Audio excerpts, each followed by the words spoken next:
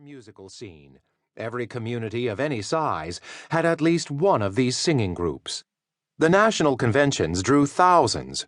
Those thousands would buy the recording to show off to their family and neighbors, who in turn would likely purchase it because they knew someone on it. Hence, there was an interested consumer base numbering in the tens of thousands before the record was even produced.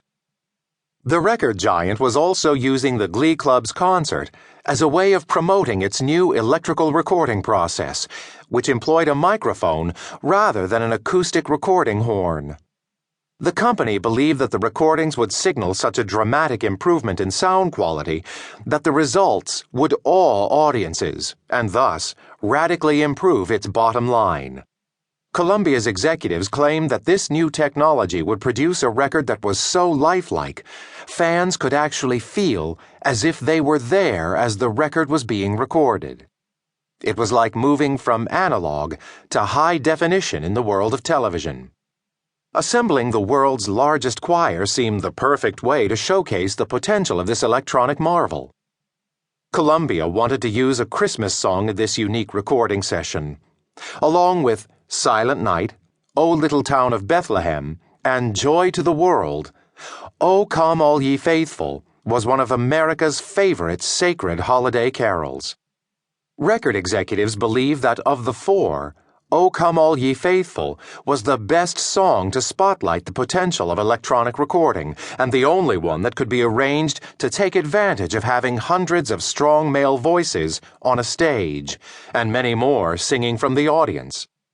The audio equipment needed to produce this immense recording venture was developed in the laboratories of Western Electric.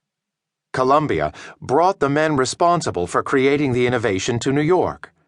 That team spent more than a week setting up and testing recordings made from the Metropolitan Opera's grand stage, a painstaking process that involved having small choirs sing from various spots on the stage, listening to those test recordings, then moving the microphones and adjusting equipment as they tested other areas.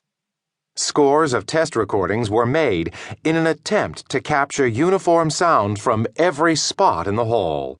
The technicians were still making adjustments just minutes before the performance of the combined Glee Clubs. To maximize the effectiveness of the event, Columbia offered the concert for broadcast to the new medium of radio. As stations jumped on board, the company had ready-made publicity for the record they would release if the event proved successful. Columbia was also taking advantage of a national craze that centered on men joining local singing groups and choruses.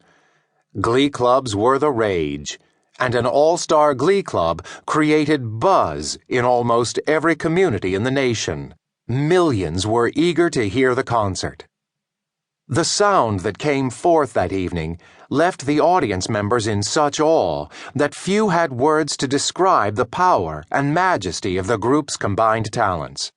Though the project was considered experimental, the sound was uniform, the mix perfect, the harmonies clear, and the scale of the recording was beyond what most could imagine.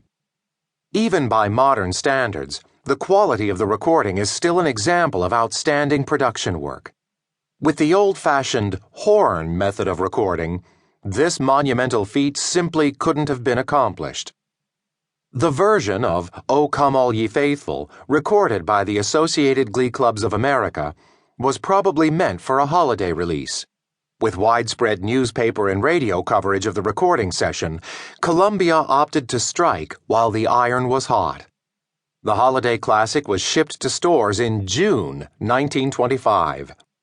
The label proudly carried the news that this was a Wii recording, meaning the record had been made using Western Electric's microphone system. Much as with widely anticipated releases of today, such as the first album by Britain's Got Talent sensation Susan Boyle, fans rushed to stores to buy the record. Even in the midst of Independence Day parades, radio stations played the release, bringing the Christmas spirit to listeners as fireworks lit up the night skies.